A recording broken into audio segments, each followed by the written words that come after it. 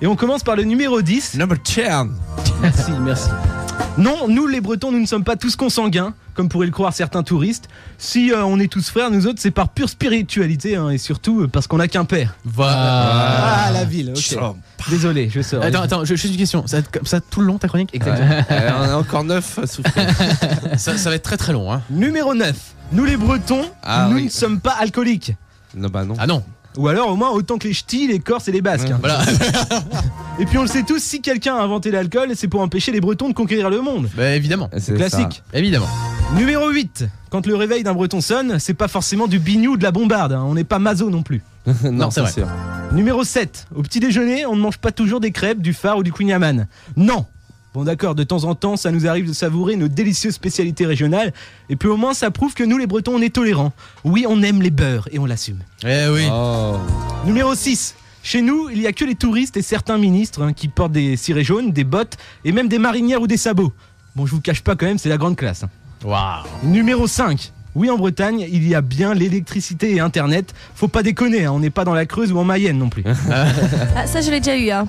Je l'ai déjà vécu. On demande souvent son électricité et si tout simplement on marche avec des chaussures. Voilà. Merci Quand Rachel. même, hein. Merci de me conforter dans mon choix. Voilà. Numéro 4. La Bretagne ne veut pas devenir un pays et être indépendant comme beaucoup le pensent. Non, nous on veut juste ériger un grand mur du Mont Saint-Michel jusqu'à Nantes. Un peu comme la muraille de Chine. Comme ça on pourra réguler les entrées et empêcher les cons et les râleurs de venir. Voilà, c'est cool. Number 3.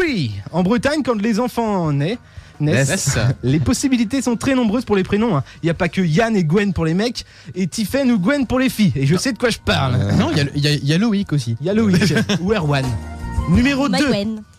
En Bretagne, niveau musique, on n'est pas tous en train d'écouter soit du Nolwenn Leroy, soit du Mano, ou soit le Bagat du coin. Non, non. Nous, peuple cultivé et noble, on écoute plus souvent du Beethoven, du Mozart ou du André Rieu. Enfin, pour ceux qui ont une musique d'attente dans leur ascenseur. Hein. Sinon, c'est vrai que Mano, ça tourne pas mal. Ça tourne pas mal, hein, ouais. Et enfin, le numéro 1 du top des clichés à ne pas avoir sur les Bretons. Non, il ne pleut pas tout le temps, 24 heures sur 24 en Bretagne. Mais ça, c'est pas de votre faute, hein, à vous les touristes, vous pouviez pas le savoir. Bah oui, si pour les bulletins météo, Lémis et Mister Météo ne cachaient pas notre belle région avec leur gros cul, Complètement. peut-être que vous seriez au courant. Voilà pour ce top 10 des stéréotypes et clichés sur la Bretagne. J'espère vous avoir ouvert les yeux à certains expatriés ou touristes qui nous écoutent. Allez, Kenavo, allez, juste une dernière chose. Hein. Kenavo, ça veut dire au revoir. Alors quand vous voyez un Breton pour la première fois, lui dites pas « Ah, salut Kenavo !» Je vous assure, ça fait très con. C'est